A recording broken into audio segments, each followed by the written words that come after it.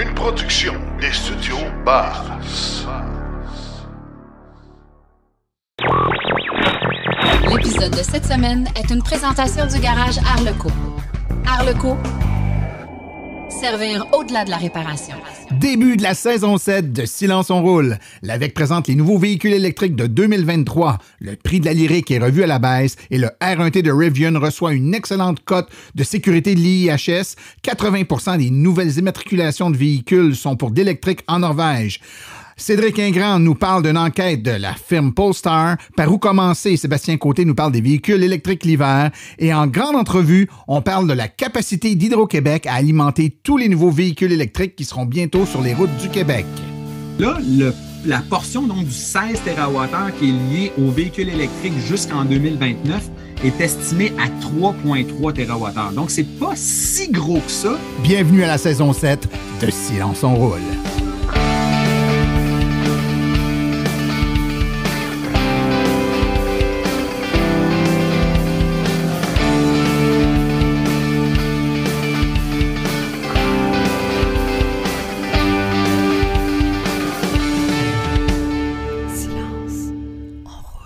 Bonjour tout le monde, mon nom est Martin Archambault et c'est avec passion et plaisir que j'anime Silence on roule, le balado dédié 100% aux voitures électriques. Silence on roule est également le fier partenaire de l'Association des véhicules électriques du Québec. Et c'est parti mes amis pour la saison 7 de Silence on roule. Et oui, déjà, c'est la 7e saison, 7 ans que le podcast est en ondes. Et puis, on est rendu à l'épisode 141 dans les épisodes réguliers. Plus d'une trentaine d'épisodes hors série également. Donc, on en a fait du chemin. On n'est pas peu fiers. Évidemment, tout ça, c'est grâce principalement à vous, les auditeurs, et à tous les collaborateurs qui se sont joints au fil du temps. Certains ont quitté, d'autres sont là depuis le tout début, d'autres sont là depuis un petit bout de temps. Mais en tout cas, tout le monde qui s'est joint à Silence on roule là, permet d'offrir plusieurs fois par mois du contenu de qualité aux auditeurs, du contenu neutre également, en lien avec l'électromobilité. Donc, que vous soyez un nouvel électromobiliste ou encore quelqu'un qui commence à magasiner, qui veut s'en acheter une voiture électrique, je pense que vous avez choisi le bon podcast pour vous informer puis rester au courant de ce qui se passe. On essaie également d'avoir le contenu le plus varié possible. Évidemment, on parle de voitures, un modèle, un autre, mais on va parler également de tout ce qui tourne autour de la voiture électrique, les bornes de recharge, les infrastructures, l'énergie. Justement, aujourd'hui, on parle d'énergie. On va avoir avec nous quelqu'un d'Hydro-Québec qui va nous parler de la capacité d'Hydro-Québec à fournir de l'énergie pour les voitures électriques, donc le volume de voitures électriques qui s'en vient. On sait que les objectifs du gouvernement, c'est 1,6 million de voitures électriques qui devraient être sur les routes là, très bientôt, donc d'ici 2030. Ça fait énormément de voitures. Est-ce qu'on est capable? Est-ce qu'on a toute l'énergie nécessaire pour alimenter toutes ces voitures-là? Souvent, on mélange puissance, énergie. Les gens nous disent ça marche pas. Déjà, quand il fait froid, on nous demande de baisser la température ou de ménager l'énergie. Ça veut dire qu'il n'y en a pas assez. Et non, on confond l'énergie et la puissance. Donc, ça va être démystifié là, dans les prochaines minutes avec notre invité. On va voir que on peut à la fois inciter les gens à se tourner vers les voitures électriques parce que c'est vers là qu'il faut aller, mais à la fois être un peu plus sobre et faire attention à certains moments pour éviter, là, particulièrement à l'heure du souper, par exemple, quand tout le monde revient de travailler, on demande tous simultanément en même temps une très grande quantité d'énergie. C'est pas qu'il en manque, mais c'est juste qu'on essaie de faire attention pour pas toute la demander dans le même 60 ou 120 minutes. Hein. Donc, aujourd'hui, émission bien intéressante, comme je vous ai dit. On va également avoir avec nous Cédric Ingrand qui va nous parler des nouveautés, des actualités qui se passent de l'autre côté de l'Atlantique. On aura également notre ami Sébastien Côté de l'Association des véhicules électriques du Québec avec ses chroniques pour les débutants, qui va nous parler de véhicules électriques l'hiver. On est en plein hiver, même si on était un peu ménagé. Là, il y a une tempête hivernale dans le temps des fêtes, mais côté froid, on était quand même ménagé cette année. Il va nous donner des petits trucs là, pour tirer le maximum de notre voiture par temps froid. Donc, comment on gère une voiture électrique l'hiver, vous allez voir, c'est pas du tout difficile. J'en profite également pour saluer un auditeur, François Desbiens, qui est en attente là, pour sa Ioniq 5, qui nous écoute religieusement tous les mois. Il en a profité pour nous faire un petit coucou. Très gentil, M. Desbiens. Merci de nous écouter. Et vous tous qui nous écoutez, si vous voulez nous faire un petit coucou comme ça, puis nous donner de l'information là, sur ce que vous appréciez de Silence on roule, gênez-vous pas pour nous écrire. Hein? Vous avez plusieurs façons de le faire, mais par écrit, c'est martin@silenceonroule.com. Vous pouvez également aller sur question.silenceonroule.com si vous voulez nous laisser une question sur notre boîte vocale. On pourra la faire jouer en ondes et y répondre avec le plus grand des plaisirs. Alors, sans plus tarder, on y va de l'avant, on se lance dans la saison 7 et on s'en va tout de suite aux actualités dans le monde de l'électromobilité. Vous voulez des produits qui permettront d'augmenter la valeur de revente de votre véhicule? Chez Précision PPF Vitres teintées, nous sommes à votre service depuis 2015. Nos maîtres installateurs sont tous certifiés et ont plus de 17 ans d'expérience dans le domaine. Nous offrons un service de qualité inégalé quant à la protection par pierre, les soins nanocéramiques ainsi que les vitres teintées. Notre pellicule par pierre ultra résistante est invisible et conservera l'intégrité de votre véhicule tout en prévenant la rouille et en protégeant la peinture contre les débris de la route. Notre traitement nanocéramique possède un puissant effet hydrofuge et il préserve l'éclat et la brillance de votre peinture pour en faciliter l'entretien. Que ce soit pour votre voiture, votre résidence ou votre commerce, Précision PPF Vitres teintées est là pour vous offrir la multitude d'avantages qu'offre la teinte de vitre. Venez nous rencontrer au 1970 Boulevard des Laurentides à Laval. Appelez-nous au 450-490-4488 ou encore venez visiter notre page Facebook Précision PPF Vitres teintées. Nous comblerons vos exigences tout en vous offrant la qualité que vous recherchez.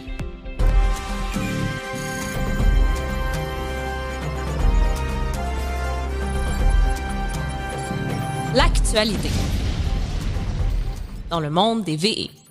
Fidèle à ses habitudes, l'Association des véhicules électriques du Québec présente en début d'année les nouveaux véhicules électriques qui seront disponibles sur le marché. Donc en 2023, on a quand même une très bonne mouture qui s'en vient. Avec plus de 170 000 véhicules électriques déjà sur les routes, l'offre ne suit toujours pas la demande, mais le futur s'annonce quand même plus électrisant. On ne peut que suggérer de rester patient à tous ceux qui considèrent s'acheter un véhicule électrique dans les prochaines années ou dans les prochains mois. Mais voici quand même les véhicules électriques qui seront disponibles sur le marché, même si le fait de placer une commande ne veut pas dire que vous l'aurez en 2023. Il y aura la Audi Q8 avec 400 km d'autonomie et un prix de base de 95 000 $. La BMW i5 à 500 km d'autonomie, le prix n'est toujours pas déterminé. La Chevrolet Equinox EV, 480 km d'autonomie, 37 000 $ comme prix de base annoncé. La Chevrolet Blazer EV, 480 km d'autonomie également, 52 000 $ comme prix de base. Le Silverado, donc la première mouture qui devrait avoir 640 km d'autonomie et un prix de base de 55 000 $. Le Hummer, le GMC Hummer SUV EV, nouvelle version, 500 km d'autonomie, 90 000 $. Le Cadillac Lyriq, 500 km d'autonomie, 68 000 $. Le Faraday Future FF9, 600 km d'autonomie, le prix n'est pas encore annoncé. Le Fisker Ocean, 400 km d'autonomie et avec un prix intéressant de 44 000 $. La Genesis GV70, 455 km, 90 000 $. La Ioniq 6, 550 km d'autonomie pour 49 000 $. La Kia EV9, 480 km pour un prix non déterminé encore. La Lexus RZ, 350 km, aucun prix à ce jour. Le Tesla Cybertruck devrait arriver cette année, on l'espère en tout cas, 800 km d'autonomie annoncée. Environ 70 000, mais le prix reste spéculatif. La Nissan Ariya, 480 km pour 53 000 $. La Polestar 3, 480 km pour environ 100 000 $. La VinFast VF8, 400 km pour 65 000 $. Et finalement, la VinFast VF9, 480 km pour 97 000 $. Tesla a annoncé que la Gigafactory du Texas avait déjà atteint un taux de production hebdomadaire de 3000 modèles Y, soit un taux annuel impressionnant de 150 000 véhicules. Le constructeur automobile a déjà confirmé que la Gigafactory de Berlin produisait désormais 2000 véhicules par semaine. Tesla avait également confirmé en juin que l'usine du Texas produisait 1000 véhicules par semaine, mais elle n'avait pas fait la mise à jour depuis. Beaucoup croyaient que l'usine du Texas pourrait être à la traîne par rapport à son homologue allemande, mais nous avions des indications laissant croire que Tesla se préparait à une montée en puissance importante. Tesla a donc confirmé que l'usine du Texas produit maintenant 3000 modèles Y par semaine pour une production annuelle de 150 000 véhicules. Hyundai nous a habitués à des designs audacieux pour ses véhicules électriques au cours des dernières années, mais la toute nouvelle Kona électrique de Hyundai ne fait pas exception. Présentée pour la première fois aux côtés de ses homologues hybrides et à combustion, la Kona de deuxième génération marque un changement majeur par rapport à son prédécesseur. Pour la nouvelle génération de son emblématique multisegment sous-compact, Hyundai confirme qu'elle débute son développement avec la variante électrique pour créer un concept axé sur la technologie de la toute nouvelle gamme Kona. Les 4 variantes du véhicule, soit EV, HEV, évidemment à combustion et N-Line, partagent une architecture universelle, mais chacune reçoit des éléments uniques. Le design et certains sont certainement audacieux et futuristes pour le tout nouveau Kona, avec un nez distinctif dominé par la lampe DRL Seamless Horizon étirée qui est pixelisée sur le Kona électrique. L'utilisation de pixels paramétriques relie le Kona électrique à d'autres véhicules électriques de Hyundai, tels la Ioniq 5 et la toute future et prochainement sur le marché Ioniq 6. De nos jours, une baisse de prix est une occasion rare et les nouveaux modèles sont généralement accompagnés d'une légère augmentation de prix. Mais Cadillac ne partage pas cette approche avec son premier véhicule électrique, le Lyriq. Selon le site web du constructeur automobile, la Cadillac Lyriq 2024 verra son prix de base passer de 62 990 américains à 60 000 américains. Ce prix pour le modèle de base à propulsion arrière à un moteur unique comprend des frais évidemment de destination. Pendant ce temps, la Lyriq 2024 à traction intégrale aura un prix de départ d'environ 64 000 américains, également une baisse par rapport aux 64 500 américains pour le modèle 2023. Cependant, cette décision d'avoir un prix plus compétitif sur le marché de véhicules électriques de luxe de taille moyenne ne se fera pas sans compromis en termes d'équipement standard. Dans la déclaration de la Motor Authority, le porte-parole Paige Tiley a déclaré que Cadillac a ajusté le prix pour refléter le contenu du véhicule. Cela signifie que le Lyriq de base pourrait perdre certains équipements standards pour refléter la diminution de prix. Le Rivian R1T est le premier pick-up électrique à avoir été soumis au régime d'essai de l'Insurance Institute for Highway Safety, l'IIHS, et a reçu d'excellentes notes. L'IIHS nous a informé il y a quelques semaines que le R1T avait remporté le sceau de meilleur choix de sécurité, le plus élevé des prix qui existent. Le prix qui s'applique au modèle R1T 2022 et 2023 englobe les résultats de tests de collision et des évaluations pour la caractéristique liée à la sécurité, telles que les phares et la technologie de prévention des accidents. Pour recevoir le prix du meilleur choix de sécurité plus, les véhicules doivent obtenir la meilleure note dans les 6 catégories d'essais de collision de l'IIHS, y compris les essais à faible chevauchement avant et côté conducteur et passager, les essais de chevauchement modérés à l'avant et latéraux et de résistance du toit et d'appui à la tête. Le PDG de Polestar, Thomas Ingenlath, a annoncé que, grâce à son travail acharné, l'équipe avait atteint un niveau record de livraison de voitures électriques en décembre. Le patron de la société a également déclaré que l'objectif avait été réussi, indiquant clairement que le mandat de livrer 50 000 voitures électriques Polestar 2 en 2002 avait été atteint. Rappelons qu'au cours du 3e trimestre de l'année, Polestar avait livré 9 215 voitures électriques rechargeables, alors que la quantité livrée depuis le début de l'année à la fin du mois de septembre était de 30 400 voitures. Les livraisons se sont considérablement accélérées en fin d'année puisque le 14 décembre, la société a déclaré 45 000 livraisons de véhicules. Cela signifie que 5 000 autres Polestar ont été livrés au cours de la deuxième semaine de décembre. Maintenant, si on change complètement de catégorie en termes de livraison, parlons de Tesla qui livre un record de 405 278 voitures au 4e trimestre de 2022, 1,3 million de véhicules pour l'année 2022. Les données sont disponibles et ça confirme un très gros trimestre pour Tesla. Avec 405 000 livraisons mondiales de la modèle Y, 3, S et X combinés, Tesla établit un nouveau record historique de livraison en un seul trimestre.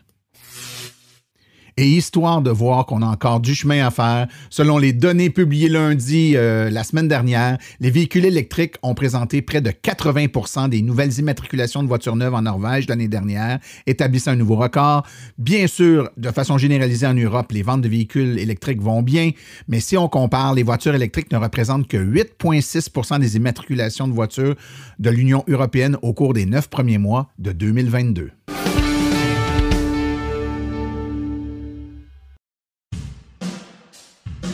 La chronique « Par où commencer ?» est une gracieuseté de l'Association des véhicules électriques du Québec. Devenir membre est un incontournable pour tout futur ou nouvel électromobiliste. www.aveq.ca.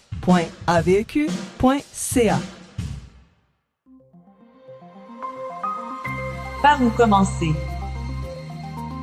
Avec Sébastien Côté.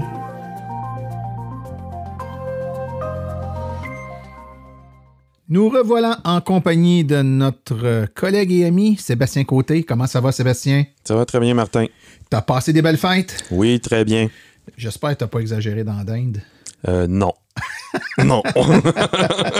On exagère des fois, mais il faut pas trop le dire. Ben écoute, on est de retour, puis ça tombe bien. On est en plein hiver, mois de janvier. Il fait pas chaud. Et puis, dans cette période-là, ben, on se pose souvent des questions. En tout cas, les nouveaux acquéreurs de véhicules électriques se posent des questions. On entend plein de choses à propos des véhicules électriques l'hiver. J'imagine que si nos auditeurs viennent de s'acheter leur véhicule, bon, ils sont en même de constater qu'il y a du vrai puis il y a du moins vrai dans ce qu'on entend. Mais ça reste que, bon, l'autonomie des véhicules électriques l'hiver, c'est quelque chose qui préoccupe les gens.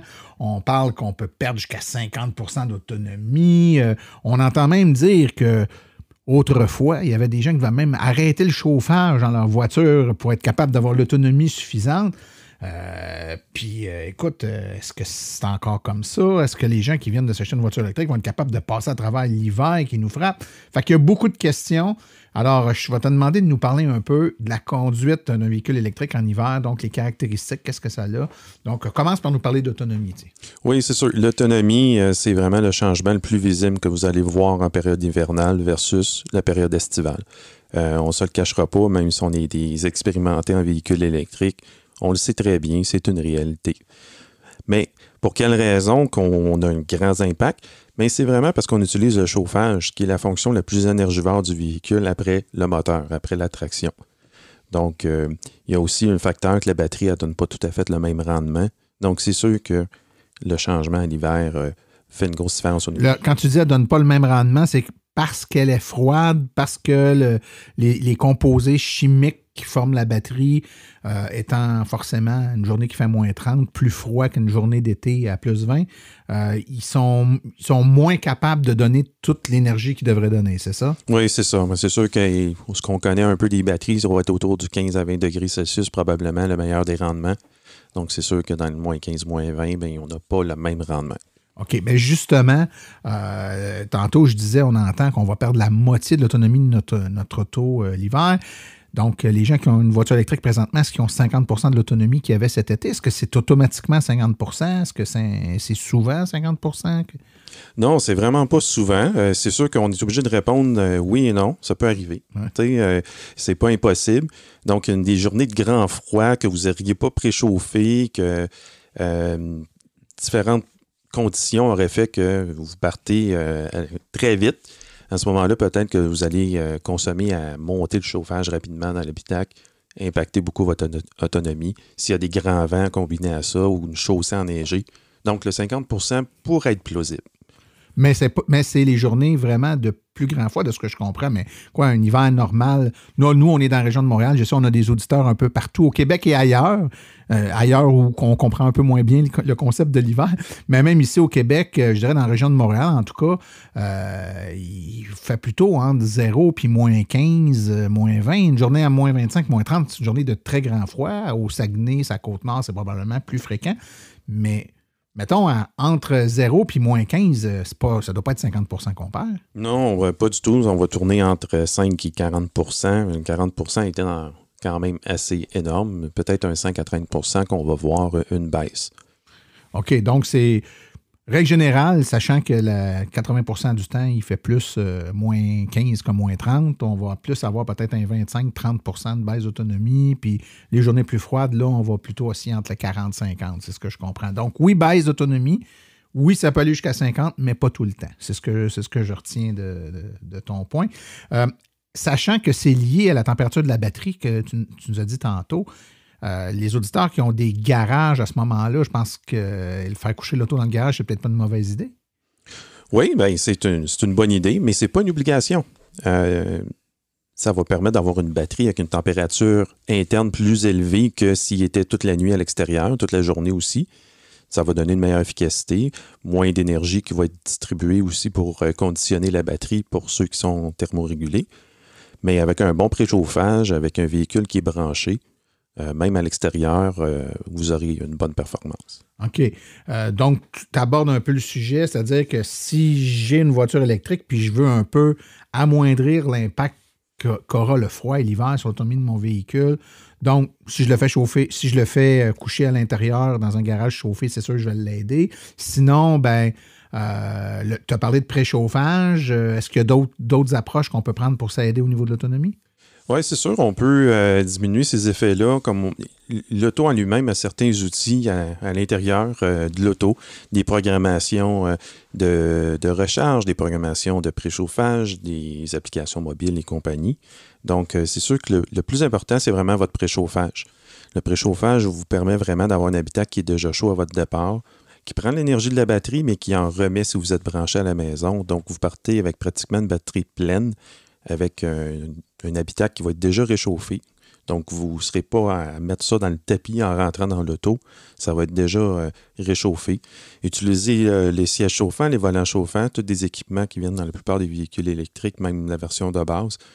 Ça consomme très peu d'énergie versus le chauffage. Puis aussi, dans certains cas, peut-être programmer une recharge pour terminer la recharge assez près de votre départ le matin. Donc, l'activité dans la batterie va la tenir un petit peu plus tempérée. OK. Donc, si je comprends bien, je m'organise pour que ma batterie finisse de se charger tout près de mon moment de départ. L'activité de charger ma batterie ayant pour effet de la réchauffer, ma batterie va déjà être un peu chaude quand je vais embarquer dedans. C'est pas fou, ça. C'est une très bonne idée. Écoute, je t'emmène sur un autre complètement ailleurs. Les gens qui se magasinent une voiture à cause de l'hiver au Québec vont souvent nous parler de la tenue de route. Ils veulent absolument des tractions intégrales ou des 4x4. Puis on entend souvent, oui, c'est sûr, c'est mieux, mais en même temps, avec une voiture électrique, c'est un peu moins critique. Parle-nous donc de ça, la tenue de route d'une voiture électrique l'hiver ou dans la neige, là, ça ressemble à quoi? Bien, tous ceux qui n'ont conduit une ou qui en ont entendu parler, mais c'est pas vraiment sportif, mais ça reste quand même une bonne tenue de route, étant donné que les batteries dans un tout électrique, c'est quasiment tout le plancher. Donc, ça fait un véhicule qui est quand même lourd sur la route, qui est bien réparti en poids. Le poids avant-arrière est mieux réparti que, mettons, la contrepartie à essence avec une traction avant. Donc, équipé de bons pneus d'hiver, vous allez pouvoir faire des très beaux déplacements. Vous ne serez pas obligé de tomber à la traction intégrale. Malgré qu'aujourd'hui, il y a des véhicules électriques là, qui commencent à sortir en version traction intégrale, propulsion ou traction avant aussi. Tu as parlé de pneus. On entend parler de pneus adaptés pour les véhicules électriques. Est-ce qu'on doit se magasiner des pneus avec une caractéristique spéciale pour nos véhicules électriques ou n'importe quel pneu d'hiver fait la job? Bien, en fait, ça va être surtout au niveau des caractéristiques des cotes de poids pour que le pneu peut supporter. Le véhicule électrique étant plus lourd dû à la batterie, il y a un grand poids là-dessus. Donc, ça va vous prendre souvent des pneus qui vont avoir un code de charge beaucoup plus élevé, voire ce qu'ils appellent des XL, des heavy-duty. Donc, c'est plutôt cette cote de poids-là versus un pneu qui va être, comment je pourrais dire, pas émission réduite, désolé pour le terme, mais pour certifier pour véhicule électrique pour le moins de friction. Donc, c'est vraiment plus pour le poids que vous allez magasiner. D'accord. Un autre point, j'ai déjà entendu parler de l'impact on sait qu'avec un véhicule électrique, il y a un freinage régénératif, donc il y a un freinage automatique du véhicule dû au fait que le véhicule récupère de l'énergie pendant qu'il est en mouvement pour recharger la batterie, mais ça crée une compression, donc ça freine magnétiquement le véhicule. Est-ce qu'il y a des précautions à prendre en lien avec l'hiver? Bien, en fait, si on va penser à une conduite en conduite régulière ou une conduite assez douce, dépendant du type de conducteur que vous êtes, et aussi en conditions hivernales, on sait qu'on n'est pas toujours en tempête ou en verglas. Vous n'aurez pas vraiment à porter une attention particulière. Il s'agit juste d'être un petit peu plus doux dans nos mouvements. C'est sûr qu'en mode conduite, une pédale de plusieurs véhicules électriques, ça a un effet de freinage assez important.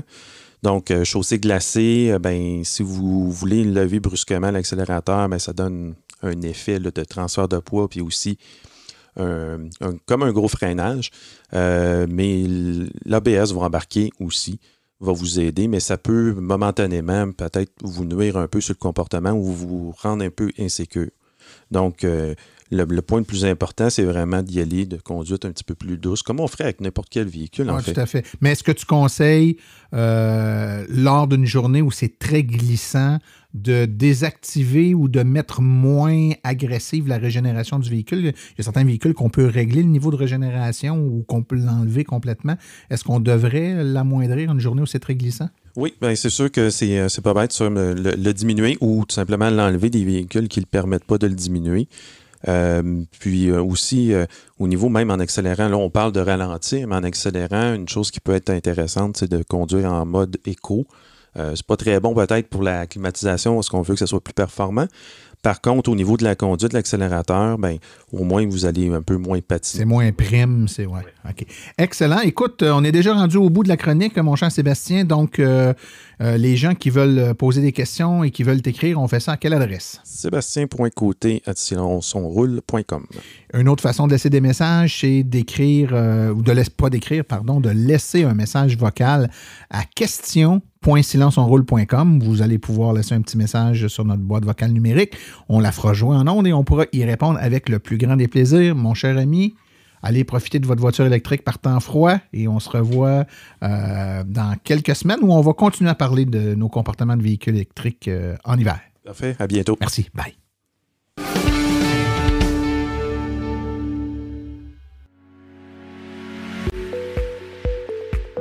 Vous venez de faire le saut vers l'électrique et devez réfléchir à vos recharges. Vous voulez une borne au chalet? Vous voulez une solution rapide et sans embûches? Il n'y a qu'une solution, Hydro Solutions.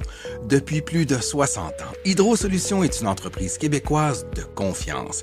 Vous les connaissez pour les chauffe-eau, mais ils offrent également un service clé en main pour les bornes de recharge. C'est définitivement l'avenue à privilégier afin de faire affaire avec une entreprise d'expérience qui s'occupera de tout. Demandez une soumission gratuite et sans engagement de votre part au www.hydrosolutions.com. Une seule visite sur leur site web vous permettra de constater la simplicité avec laquelle vous pouvez entamer une démarche afin qu'ils prennent tout en charge. L'analyse de votre situation, l'installation d'une borne de qualité par un installateur certifié et même, au besoin, le financement sur 24 ou 48 mois. Par la suite, en cas de problème, leur équipe d'experts est là pour vous.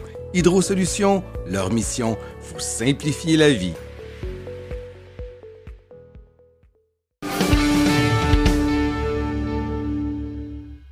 S'il y a bien un sujet qui revient souvent et qu'on se fait souvent poser quand on donne des conférences, c'est « Hey, c'est bien beau ça, Martin, les autos électriques, mais il y a comme un double message. Là. On nous demande d'acheter des autos, mais en même temps, si j'écoute les nouvelles puis le gouvernement, on nous dit qu'on va peut-être manquer d'électricité. Fait que là, c'est quoi la logique là-dedans? » Puis effectivement, c'est normal de se poser ces questions-là, puis il faut démêler, je pense, un paquet de trucs. Et c'est pour ça, pour faire le tour de la question aujourd'hui, j'ai avec moi Étienne Saint-Cyr, qui est chef expertise énergétique à Hydro-Québec. Étienne, bonjour et bienvenue. Bonjour Martin, merci de m'accueillir. Écoute, premièrement, dis-nous donc, ça fait quoi dans la vie, ça, un chef expertise énergétique à Hydro-Québec? Ça fait bien des affaires, mais c'est surtout, on pourrait dire, l'équipe. Je suis à la tête de l'équipe qui s'occupe de bien faire comprendre au reste de nos clients l'importance de l'efficacité énergétique. Donc, on a des programmes d'efficacité énergétique. Fait qu'on est derrière, on est l'équipe d'ingénierie derrière les programmes. Donc, on s'assure grosso modo que les kilowattheures qui sont au rendez-vous quand on fait des mesures, soit des gestions de puissance ou des gestions d'efficacité énergétique, sont les bons. Et si vous avez vu peut-être des petits trucs sur nos sites web avec des calculettes de toutes sortes, bien, on est aussi derrière ça. Donc, on s'arrange finalement pour que l'information véhiculée à nos clients soit juste et précise au niveau de la consommation énergétique. Excellent. Bon, ben parlons-en de précision, mon cher ami. Allons-y. Donc, la peur de manquer d'électricité, hein, c'est ça qu'on entend. Donc, on est tous conscients, je pense collectivement, qu'Hydro-Québec produit une certaine quantité d'énergie qu'on mesure en wattheures, en térawattheures. C'est quoi la capacité de production annuelle d'Hydro-Québec au moment où on se parle? Là? C'est quoi la quantité d'énergie qu'on peut produire? Ben, aujourd'hui, Hydro-Québec produit de l'électricité pour 2 marchés, grosso modo, les marchés internes au Québec et les marchés d'exportation. Donc, ce qu'on va, c'est... Donc, grosso modo, là, si on veut un chiffre gros et un beau chiffre rond, on produit chez Hydro-Québec environ 200 TWh. Et de ce volume-là, donc, quels sont des TWh? Là, je l'avais pris en note à un moment donné, mais je pense que c'est... Faut pas que je me trompe, là, mais c'est 1 milliard de kilowattheures. Ça fait pas mal de kilowattheures. Et je vous rappelle que votre maison en consomme à peu près 25 000 par année. Donc, c'est quand même pas mal d'énergie, tout ça. Et grosso modo, on en produit aussi environ 170, 175, là, ça tourne dans ces chiffres-là, par année pour le marché du Québec. Et donc, on distribue ça. Mais ce n'est pas la seule source en passant d'infos. On oublie souvent, les éoliennes, ça tourne. Hein? Puis les éoliennes, ben, ça n'appartient pas officiellement à Hydro-Québec. Ça appartient à des producteurs indépendants. Puis ces éoliennes-là nous donnent et sont mélangées à d'autres processus de fabrication, mais ça donne à peu près 14 TWh de production éolienne qui sont alimentés et qui s'ajoutent à la vente des kilowattheures au Québec. Donc, grosso modo, là, 90% du volume d'énergie consommé au Québec est produit par Hydro-Québec même, puis le reste, essentiellement, par d'autres organismes comme des éoliennes et des petites centrales hydroélectriques éparpillées un peu partout au Québec. OK. Donc, tu as dit à peu près 200 TWh tantôt. Puis on a entendu le premier ministre dernièrement dire « ça va nous prendre un peu plus d'énergie avec toute l'électrification qui s'en vient. Ça va nous prendre un demi Hydro-Québec. » Puis il parlait de 100 TWh. Fait que ça marche, tes chiffres. Mais en tout cas, vous avez les mêmes chiffres, toi puis le gouvernement. C'est déjà là, c'est bon signe. Est-ce qu'on sait de ce, mettons qu'on le regarde actuellement, de ce 200 TWh-là, quelle est la quantité qui est allouée ou qui va être utilisée par l'électrification des transports quand on parle d'augmenter de 200 peut-être à 300 TWh dans le futur? C'est parce qu'on prévoit que l'économie va demander plus d'électricité. Le transport, bien sûr, mais d'autres secteurs économiques également. Mais c'est quoi le transport représente quoi là-dedans? Là? Le fait de tout s'acheter des autos électriques, on vous donne de la misère à quel niveau avec ça? Là? Bien, la meilleure prévision que j'ai, ça va jusqu'en 2029. Bon, il y a des lois et des règlements que vous connaissez bien sur l'obligation aux concessionnaires de vendre des véhicules électriques, mais je n'irai pas là. Mais juste pour vous donner une idée d'aujourd'hui, aujourd'hui 2019-2020 jusqu'à 2029, grosso modo, on prévoyait une augmentation de 16 TWh de la consommation, donc une augmentation sur une dizaine d'années de 9 %. Cette croissance-là est liée à 3 phénomènes. La croissance naturelle, essentiellement des nouvelles maisons, des ménages qui se marient, qui font des enfants puis qui ont besoin d'une nouvelle maison, mais grosso modo, ça augmente le parc de bâtiments, ça ajoute un supermarché ici et là, mais grosso modo, c'est la croissance naturelle de la population qui amène une croissance de l'ordre de 7 TWh sur les 16 en question. Là, il y a aussi des nouvelles usines, des nouveaux marchés qu'on attire grâce à notre énergie propre. Donc, ça représente environ 6 TWh. Et là, la portion donc du 16 TWh qui est liée aux véhicules électriques jusqu'en 2029 est estimée à 3,3 TWh. Donc, ce n'est pas si gros que ça, mais c'est quand même un morceau qui est quand même dans un ordre de grandeur similaire à ce qu'on voit. Donc, à peu près la moitié de la capacité qui serait liée à la croissance, puis à peu près peut-être 75 % de ce qui serait relié à l'installation d'une nouvelle usine. Fait que c'est pas négligeable, mais en même temps, c'est pas si gros que ça. Et là, tu m'ouvres la porte à quelque chose d'important, parce que c'est pas tant que ça, sauf que c'est des appareils qui potentiellement auront besoin d'électricité tous en même temps. C'est-à-dire que les gens reviennent tous de travailler, puis ils vont tous brancher leur véhicule à 17 heures. Donc, c'est pas beaucoup, mais tout en même temps, le problème peut arriver à cause de ça.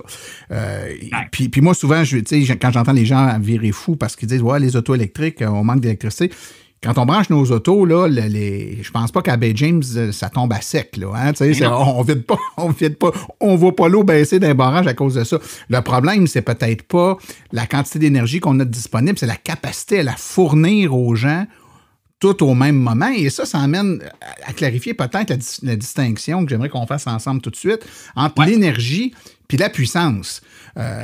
Donc, l'énergie, et tu me diras si je me trompe, c'est la quantité donc de réserve de puissance qu'on peut fournir aux gens dans un certain laps de temps donné, alors que la puissance, c'est ce qui est demandé de façon instantanée.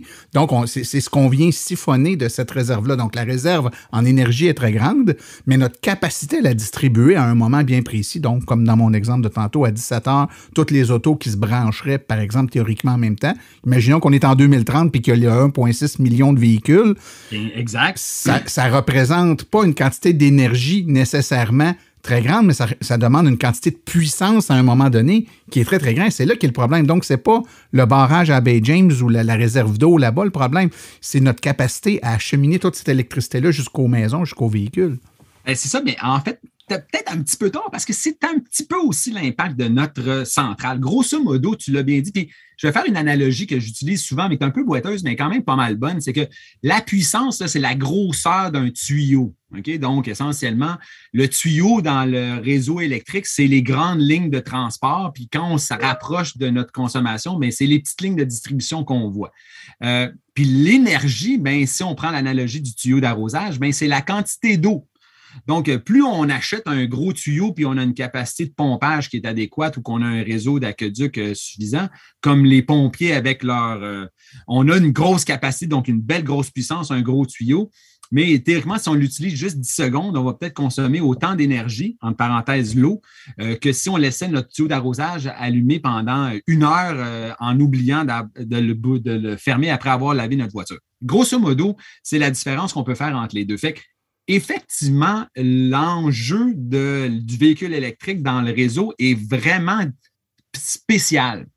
Puis je peux te faire des petits stats. Tu disais 17 heures, mais en passant, on a des stats intéressantes qui nous montrent que, essentiellement, l'appel de puissance maximale qu'on a noté en regardant des mesurages qu'on a faits sur plusieurs bornes de recharge amène à voir que la charge maximale est plus de tendance vers 19-20 heures.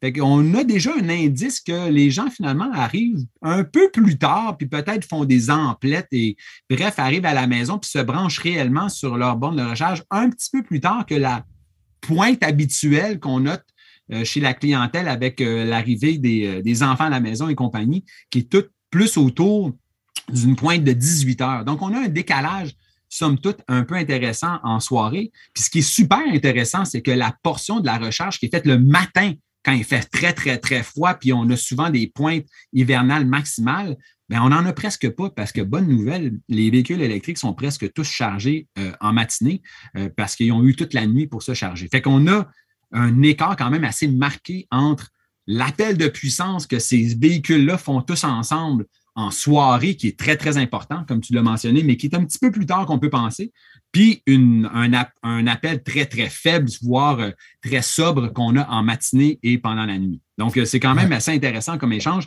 mais tu as bien raison de dire qu'on a besoin de s'attaquer à donner les bons conseils aux électromobilistes pour qu'ils prennent soin de faire leur recharge au meilleur moment possible.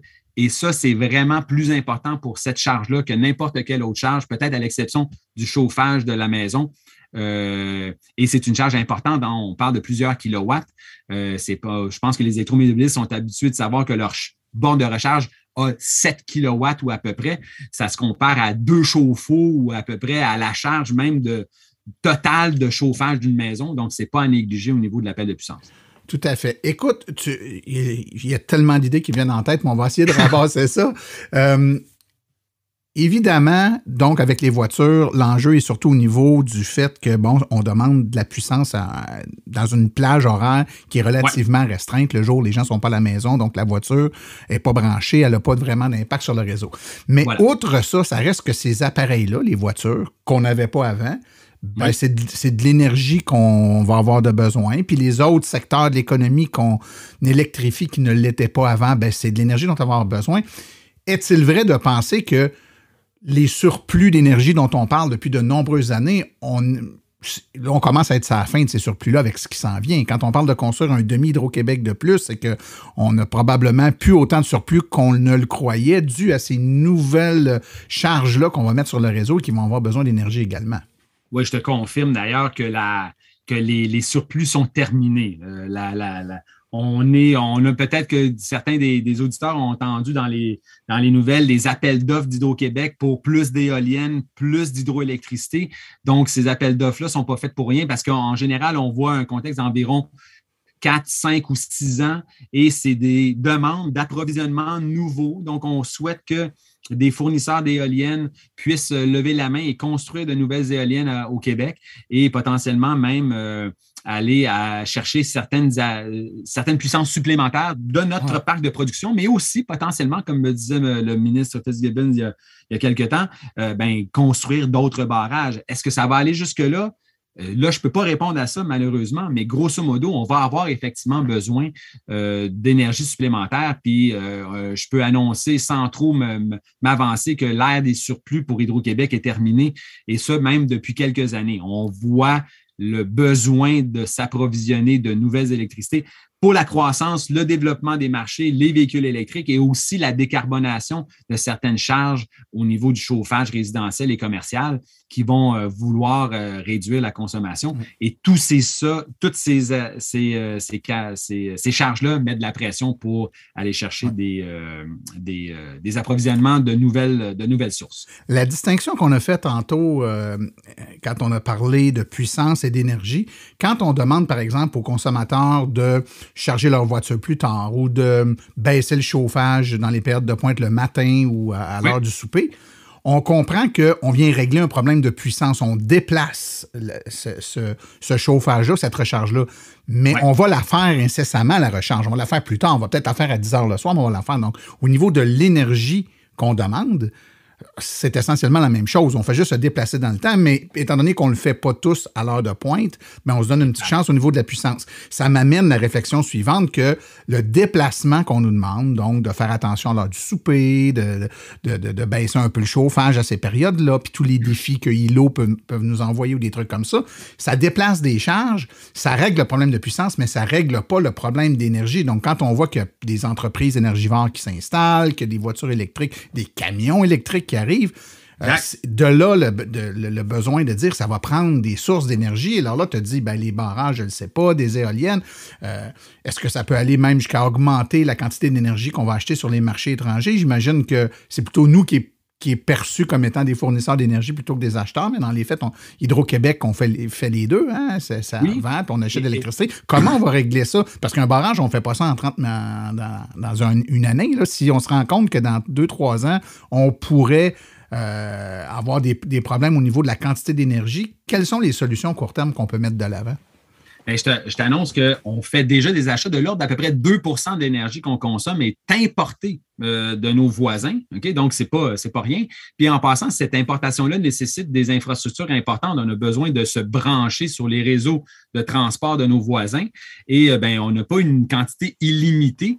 Donc, cette opportunité-là d'importer de l'énergie quand nos voisins en ont un petit peu trop puis nous, on en a besoin, elle est également limitée. Donc, c'est pas la solution, c'est pas dire on va importer de l'énergie encore plus qu'on le fait déjà. On pourrait effectivement le faire dans certains cas où on n'est pas déjà saturé, mais lors des périodes de très grand froid et qui sont déjà saturées, la capacité utilisée est déjà maximale. Donc, ça nécessiterait des investissements quand même importants. Donc, ce n'est pas via l'importation qu'on va nécessairement régler des problèmes d'appel de puissance. Mais comme tu le dis, l'énergie, si on l'utilise à un moment, puis pour faire une comparaison, là, dans une journée typique d'hiver, très froide, là, okay, on a essentiellement 10 % de jeu. Je dirais un petit peu plus, peut-être je dirais jusqu'à 15. Entre le maximum qu'on appelle le matin puis le minimum qu'on appelle au creux de la nuit, on a grosso modo 15 % d'écart entre les deux. Fait que ce jeu-là, c'est là qu'il faut en profiter parce que sans investir aucunement dans le système de transport, dans le fameux tuyau que je faisais référence tout à l'heure, on est capable de transporter l'énergie. Il faut encore trouver un moyen de l'acheter, cette énergie-là, mais au moins, on n'a pas de problème de transport ni de capacité de réseau si on déplace, comme tu l'as mentionné tout à l'heure, l'énergie à un autre moment. Donc, on doit s'assurer d'avoir assez d'éoliennes, assez de nouveaux barrages et potentiellement assez de voisins qui nous amènent un peu plus d'énergie. Mais si on est capable de déplacer puis de remplir ce 15 % -là un petit peu plus puis de le réduire, par exemple, à 10, voire à 5, mais on va être en mesure d'avoir un appel de puissance plus stable pendant les périodes de pointe très lourdes et à ce moment-là, être en mesure d'utiliser nos infrastructures au meilleur de leur capacité. Mon cher Étienne, la voiture a une batterie qui accumule de l'énergie, donc on consomme de l'énergie quand on la charge.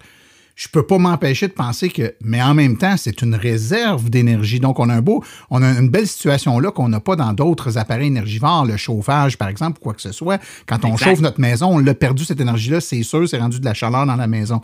Oui. Ma batterie d'auto que j'ai chargée peut-être pendant la journée parce que je fais du télétravail, puis ma voisine aussi, puis mon autre voisine en face aussi, puis on est peut-être 30%, 40% de mon quartier qui avons pu charger notre voiture pendant le jour. Le soir, il y a un appel de puissance.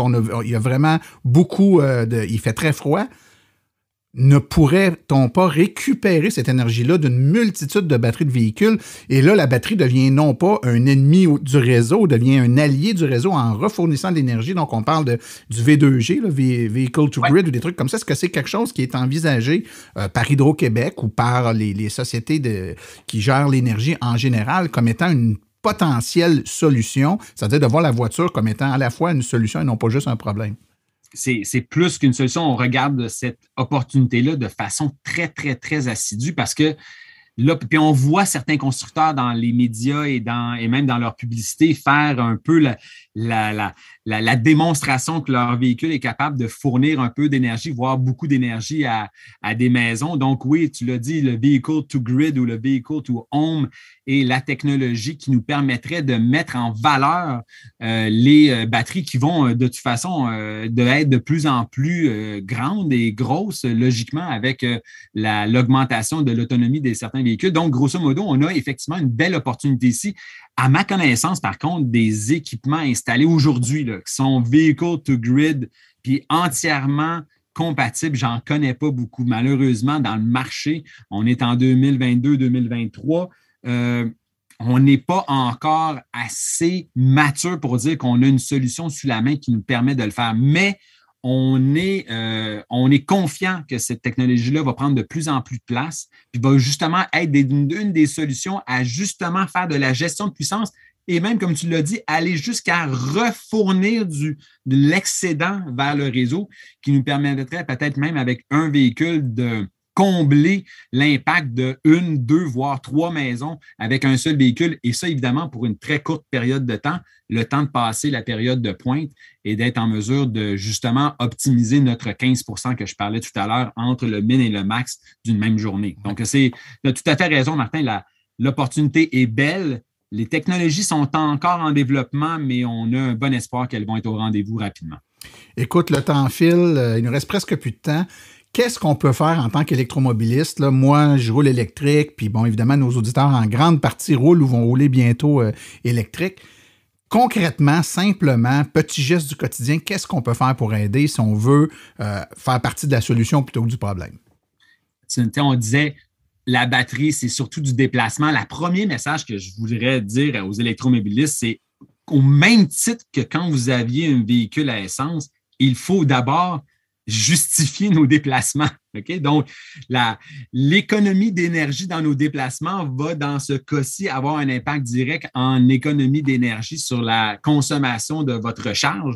Donc, je dirais que la première chose, c'est d'être sobre et d'utiliser notre véhicule dans les meilleures conditions possibles et d'être économe dans l'utilisation. C'est le premier conseil, mais ça, je pense que c'était valide déjà quand on était en mode essence, covoiturage et j'en passe. Mais la deuxième chose, c'est que vous avez l'opportunité d'avoir un équipement qui est, je dirais, là, conçu pratiquement parfaitement pour la gestion de puissance. Donc, des programmes de tarification dynamique, que ce soit ILO, que ce soit nos programmes ou nos options tarifaires de tarification dynamique comme le crédit hivernal ou surtout le Flex, qui est vraiment un parfait match avec le véhicule électrique, en programmant nos bornes ou en choisissant manuellement de retarder la charge, il y a des gains importants qui peuvent être faits grâce à ces technologies. Et même si vous n'êtes pas sur ces périodes-là et que vous reconnaissez justement la quantité d'énergie très faible potentiellement que vous avez besoin pendant une journée. Par exemple, vous avez fait un déplacement de quelques kilomètres seulement, bien, reporter la charge pendant la nuit ou pendant le milieu de la journée sont les 2 périodes les plus creuses. Et si vous n'êtes pas à une tarification dynamique, bien, vous ne verrez peut-être pas de différence sur votre facture, mais vous aurez fait un geste responsable. Et comme l'heure, la référence que je dis, si vous êtes en mesure de programmer votre recharge idéalement entre minuit et 6 heures et que vos 6 heures de recharge sont suffisants pour assurer une charge idéale pour vous, c'est vraiment le meilleur moment de la journée pour recharger vos véhicules. Toutes les statistiques démontrent que c'est là où il y a le plus d'espace sur le réseau et c'est là qu'il va y avoir le moins d'impact d'une façon ou d'une autre et ce qui va vous permettre aussi de faire les meilleurs gains avec des tarifs comme l'option tarifaire du crédit vénal ou du FlexD. Voilà. Étienne, je te laisse avec une petite question, la même que le début, mais avec ce qu'on s'est dit, qu'est-ce que tu répondras à la question suivante? Le Québec a-t-il assez d'électricité pour rencontrer les objectifs du gouvernement en matière d'électrification de l'économie? Est-ce que Québec a aujourd'hui tout ce qu'il faut pour le faire? La réponse est non. Est-ce que Québec prépare la conversion pour être sûr d'être en mesure de le faire? La réponse est oui. Donc, on va avoir assez d'énergie et tous les efforts sont mis pour justement assouvir et assumer les besoins de tout le monde.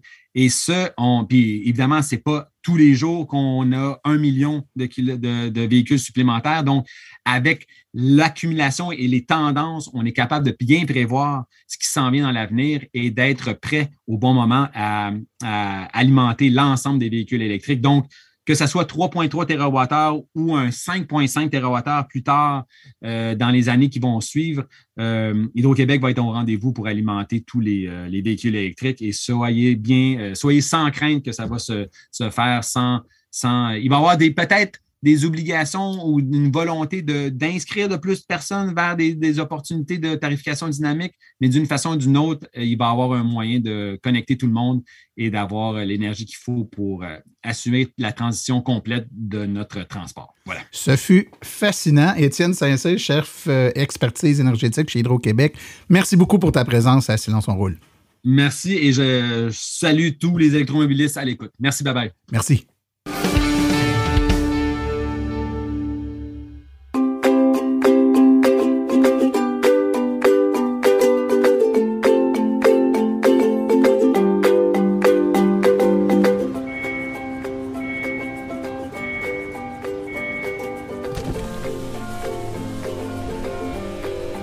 C'est vrai que ça brise moins, mais il y a quand même un minimum d'entretien à faire sur nos voitures électriques. Quand est venu le temps de faire l'entretien de mon véhicule, j'ai choisi de faire confiance à l'équipe d'Arleco plutôt que le concessionnaire. Ça fait maintenant 3 générations que cette entreprise familiale chouchoute nos voitures et ils ont été parmi les premiers à s'engager activement dans l'électrification des transports tout en adoptant des procédures et des produits sains pour l'environnement. Avec ses techniciens spécialement formés à l'entretien et réparation des voitures hybrides et électriques, Arleco nous offre aujourd'hui la même qualité de service sur nos VE qu'elle a toujours livré depuis bientôt 40 ans. De plus, chez Arleco, j'obtiens 10 % de rabais sur la main-d'œuvre et les traitements anti-rouille avec ma carte membre hors de l'AVEC. Arleco Génération 3, 8470 Boulevard Parkway à Anjou. 514-352-1446 ou arleco.ca. Arleco, servir au-delà de la réparation.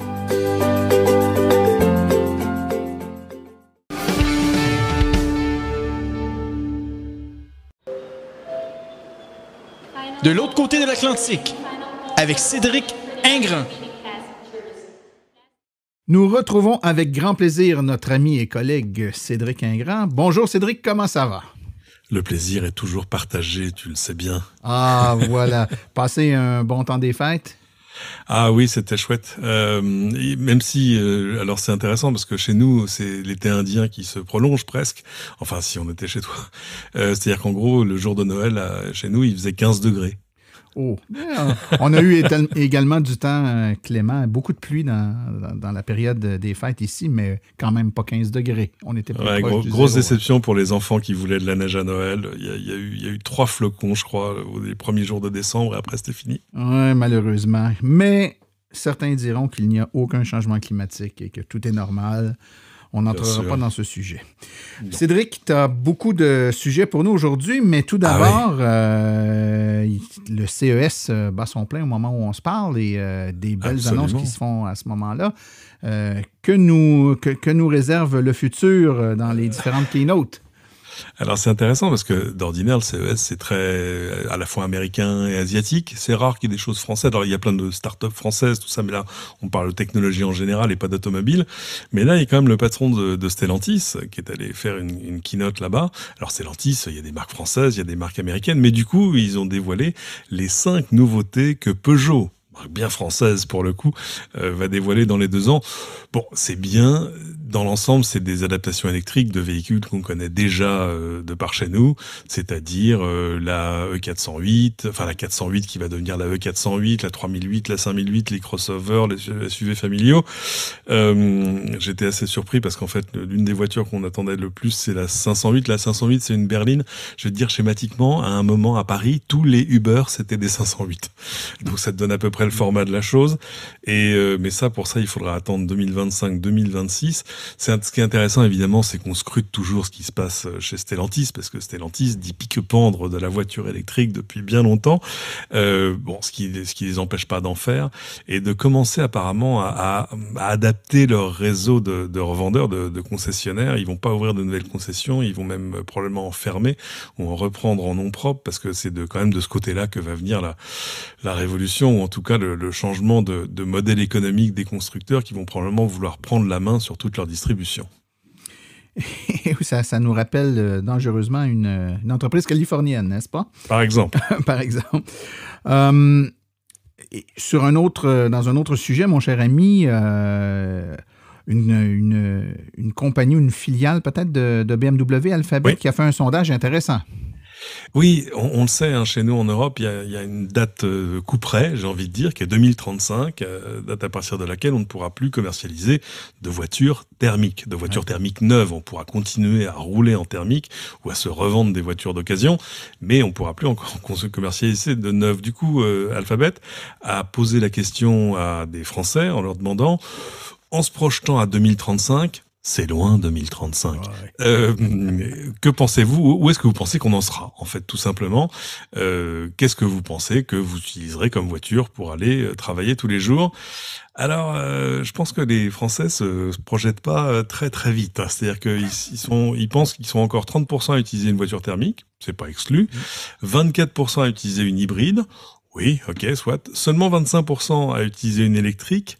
Et les autres, qu'affrontent-ils? Je sais pas comment on arrive à ces conclusions, parce que l'électrique aujourd'hui, je crois que c'est 13% des ventes sur les derniers mois de l'année 2022. Donc, ça va pas être très compliqué d'arriver à 25.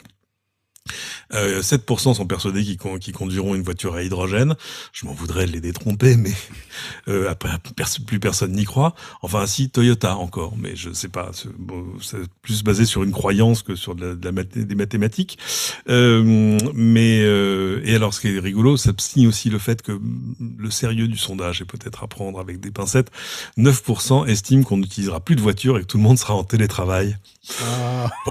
Je laisse à Alphabet ses conclusions, sachant que dans la même étude, ils constatent bien que 75% des actifs français utilisent une voiture pour se rendre au travail tous les jours. Donc ça n'évolue pas beaucoup, ça a même plutôt tendance, alors c'est moins qu'il y a 4 ou 5 ans, mais c'est pas un chiffre qui est en train de s'effondrer.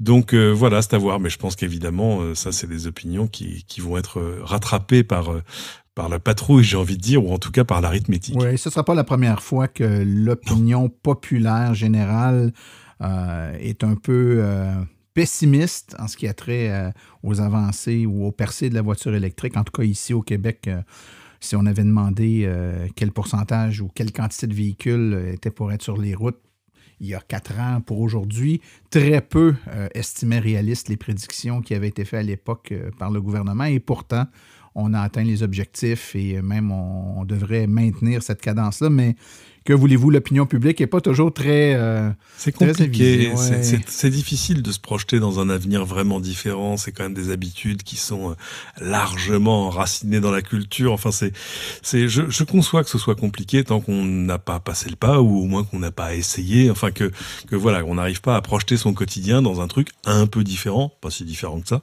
mais un peu différent quand même. Ouais, et puis c'est la voiture, c'est tellement un objet qui dépasse le simple objet que l'on possède, comme un téléviseur ou peu importe quoi. C'est quelque chose de vraiment... C'est une extension de nous-mêmes et de se projeter dans une extension de nous-mêmes qui sera différent. Je pense que le travail est difficile et sans vouloir te relancer sur le sentiment face aux voitures ici en Amérique, la voiture, c'est la transformation moderne de l'étalon, le cheval qui nous permet de gambader sur les... Moi, vous me posez des problèmes, c'est-à-dire que je vois plein de messages, de trucs sur Twitter, voire d'articles de presse parfois qui citent des études, mais des études nord-américaines sur la voiture, en disant c'est affreux, le poids des voitures, regardez. Et alors, comme exemple, ils mettent le F-150 Lightning, par exemple, qui pèse plus de 3 tonnes.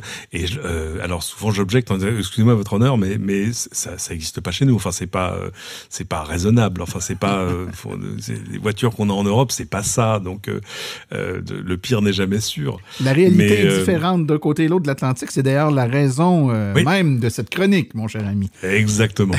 Écoute, on passe du sondage d'Alphabet à une enquête cette fois-là faite par Polestar.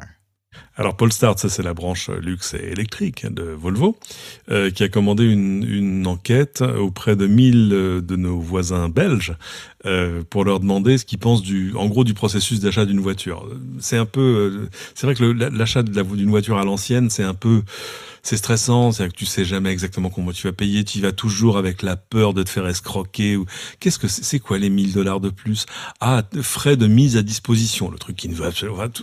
On a tous connu ça. Tu vois, il y a un prix affiché sur la voiture, tu regardes la facture à la fin, il y a une grosse différence, tout semble logique pour le concessionnaire, un peu moins pour toi. Bref, ils leur ont posé plein de questions sur est-ce que vous avez envie plutôt de payer juste le prix affiché, enfin que les choses soient plus claires. Mais alors surtout, parce qu'évidemment, vu que Polestar vend des voitures électriques, ils se sont demandé à quel point c'était simple ou compliqué d'acheter une voiture électrique. Et du coup, ils ont envoyé des faux acheteurs dans une quarantaine de concessions qui recouvrent une vingtaine de marques différentes, donc vraiment l'essentiel du marché, avec pour consigne simple d'acheter une voiture électrique. Et les résultats sont ahurissants, c'est-à-dire que, alors d'abord, il y a 33 concessionnaires qui n'ont même pas proposé de modèle électrique aux acheteurs. Pendant que il y en a 24, je crois, qui sont même allés jusqu'à déconseiller une telle acquisition. C'est-à-dire que pour que le vendeur te dise non, allez pas là, c'est pas bien. Moi, c'est amusant, ça m'a rappelé une histoire il y a 3 ans et demi quand il a fallu que je rachète une voiture et où j'étais dans une concession Kia, pour les nommer, et ils avaient la Niro ou Niro, enfin ils l'avaient en normal, en hybride et en électrique, et j'ai posé la question sur l'électrique en disant ce serait peut-être pas mal en électrique, et là je te cite mot à mot le vendeur qui me dit l'électrique c'est particulier quand même, hein. Clairement, je crois pas que c'est ça qu'il avait envie de me vendre. Et Polestar fait une analyse un peu de ces résultats surprenants, c'est-à-dire qu'il explique que d'abord, quand un concessionnaire a pas une voiture électrique à te vendre sous la main, il va pas te la conseiller. Le meilleur vendeur, c'est celui qui te vend ce qu'il a devant lui, et pas dire écoutez, je vais vous la commander, repasser dans 4 mois, c'est un peu compliqué. Il risque de rater une vente. Et puis à plus long terme, les concessionnaires comprennent quand même que ces voitures-là vont nécessiter beaucoup moins de maintenance. Enfin, ils vont les revoir beaucoup moins souvent que leurs équivalents thermiques, et que ça pose un problème de marge et de business model, comme on dit en français. Donc voilà, intéressante étude. J'aimerais bien faire la même en France. Bon, c'est un peu cher. Il faut trouver des acheteurs mystères, les envoyer partout, etc. Mais bon, là aussi, je pense que c'est des chiffres qui devraient évoluer dans le temps. Tout à fait. Pour terminer, mon cher ami, parle-nous de bornes de recharge. Alors, comment vous dire, la France, alors je ne sais pas qui exactement avait pris cet engagement, le gouvernement avait dit, attendez, fin 2022, il y aura en France 100 000 bornes de recharge. Alors je cherche mon effet drumroll, je ne le trouve pas, mais on a les chiffres. Notre équivalent local de l'AVEC, qui s'appelle l'AVER, a publié son baromètre national des infrastructures de recharge. En France, au 31 décembre, il y avait 30 300 stations de recharge. Et ça veut dire un peu plus de 82 000 points de recharge. Donc on n'y est pas. Et c'est pas si grave que ça. C'est-à-dire que le problème, c'est pas tant le nombre des bornes, mais la lisibilité de tous ces réseaux et leur disponibilité, le fait que, en gros, tu peux te lancer sur la route en ayant confiance dans le fait que tu vas arriver à destination. Je voyais sur Twitter un garçon qui a une Renault Zoé. Alors, une Renault Zoé avec une batterie pas très grosse et puis avec un chargeur qui dépasse pas 22 kW. Enfin, un peu compliqué quand même. Et qui s'est lancé dans un périple pour, en gros, faire une sorte de transversale nord-sud en France. Bon, il a fallu 12 bonnes heures pour y arriver, avec des mésaventures de chargeurs pas compatibles, de chargeurs qui fonctionnent pas, de chargeurs qui vont 4 fois moins vite, enfin qui délivrent 4 fois moins de puissance que ce qui est affiché dessus. C'est vrai que c'est compliqué. On comprend du coup que des constructeurs, alors on l'a vu assez récemment pour Renault, essayer de reprendre les choses en main en disant attendez, non, on va développer, on va dérouler notre propre infrastructure de recharge pour nos clients, peut-être pour les autres. Alors tout n'est pas absolument clair sur ce qu'ils vont faire. Enfin si, ils veulent quand même ouvrir, ils promettent des bornes hyper rapides, c'est-à-dire même plus puissantes que les bornes Ionity et ce réseau qu'on a chez nous qui fait quand même du 400 kW. Et puis ils comptent en mettre je crois à peu près 120 quelque part en France, mais avec quand même l'idée d'ouvrir ces bornes à tous les véhicules et pas juste au Renault, parce que ça suffirait peut-être pas. Mercedes est sur la même voie. Donc si on va pas résoudre tout de suite le problème des recharges pour les gens qui ont une voiture, j'ai envie de dire chez eux, dans un appartement parisien par exemple, et où là la chasse à la prise est parfois un peu laborieuse, et ben quand même probablement que dans les années à venir sur les routes, on pourra partir avec l'assurance d'arriver à bon port. Eh bien, merci beaucoup, mon cher Cédric. Les gens qui veulent t'entendre, je rappelle que tu as toi-même un podcast qui s'appelle Les doigts dans la prise. Oh, il est extraordinaire. Formidable. Il est formidable. Les doigts dans la prise. Il faudrait que j'envoie un message personnel aux gens qui gèrent les podcasts chez Apple. Quand j'ai lancé ce podcast, il y a des catégories et des sous-catégories. Chez Apple, il y a une catégorie loisirs et une sous-catégorie automobile. Évidemment, j'ai inscrit le podcast dans les deux et il se passe des trucs curieux où on est numéro 1 ou numéro 2 de la catégorie loisirs. Mais par contre, on n'est pas du tout dans la catégorie automobile. Est-ce que j'ai dit du mal de l'Apple Car ? Non, j'en ai pas souvenir, mais voilà, il va falloir que j'investigue un peu. Oui, venez écouter, venez m'écouter moi et mon camarade Thomas Degois dans Les doigts dans la prise, justement là dans les jours à venir. Dans une semaine, on va sortir un nouvel épisode, mais l'épisode de décembre est déjà vraiment très bien. Je vous le recommande. Je l'ai écouté et je suis tout à fait d'accord. C'est à ne pas manquer. Mon cher Cédric, on se reparle prochainement. Merci beaucoup. À très bientôt, Martin.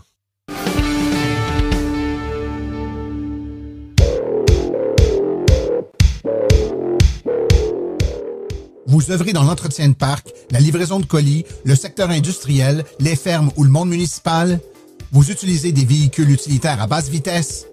Grâce à Cubex Équipement, vous avez accès au Max EV pour répondre à vos besoins. Le Max EV est un camion utilitaire robuste, 100% électrique, dans la catégorie des véhicules à basse vitesse pour lequel vous pouvez avoir une autonomie allant jusqu'à 195 km. Les avantages d'un camion utilitaire électrique sont grands. Coût d'opération beaucoup plus bas, aucun besoin d'éteindre le véhicule à l'arrêt et des coûts d'entretien fortement réduits. À ça, bien sûr, on ajoute le fait qu'aucun gaz à effet de serre n'est produit pendant son utilisation. Le véhicule est doté d'une transmission efficace, d'une suspension indépendante aux 4 roues et de freins à disque hydraulique. Il possède une vaste liste d'accessoires, dont le chauffage et la climatisation. Que vous le vouliez avec une boîte ouverte, une benne basculante, une boîte cargo ou muni d'un porte-échelle, Cubex Équipement saura vous fournir le modèle de Max EV qui vous convient et qui saura faciliter votre travail. Le Max EV est d'ailleurs éligible à la subvention du programme Éco-camionnage du ministère des Transports qui peut vous remettre un montant allant jusqu'à 12 500 $. Avec cette aide gouvernementale supplémentaire à l'achat, ainsi que les économies substantielles de carburant, vous économiserez ainsi pour les 10 prochaines années, tout en participant à la transition énergétique du Québec. Pour plus de renseignements, visitez le www.cubexltee.com ou téléphonez au 1-800-GO-CUBEX.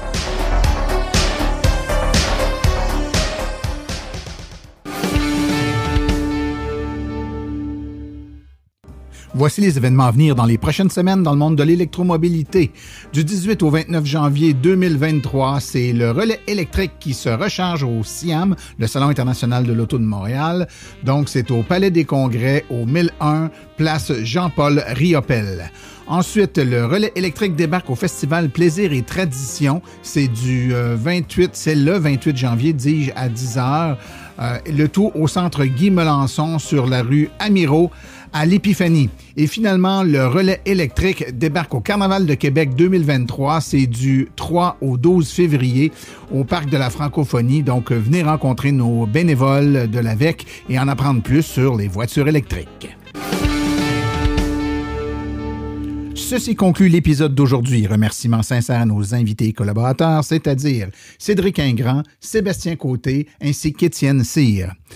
À la recherche, Martin Archambault, Stéphane Levert. Merci à nos chroniqueurs Stéphane Levert, Claude Gauthier, Laurent Gigon, Philippe Corbeil, Sébastien Côté, Cédric Ingrand et Nicolas Lambert. Aux communications, Marie-Hélène Hamelin. Thème musical, François Villot, Luc Poirier, Marie-France Falardeau. Réalisation et production, les studios Basses. Un merci tout spécial à Arleco, notre commanditaire principal, ainsi qu'aux autres annonceurs qui rendent l'émission possible, c'est-à-dire Hydrosolutions, Précision PPF Vitres teintées, l'Association des véhicules électriques du Québec ainsi que Cubex Équipement.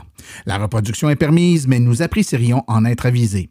Les questions sur le balado doivent être adressées à martin@silenceonroule.com et pour l'information générale sur les voitures électriques, visitez le www.aveq.ca. Vous avez également accès aux archives de tous nos épisodes, les 7 saisons, à archives.silenceonroule.com. Mon nom est Martin Archambault et d'ici le prochain balado, j'espère que vous attraperez la piqûre et direz vous aussi, silence, on roule.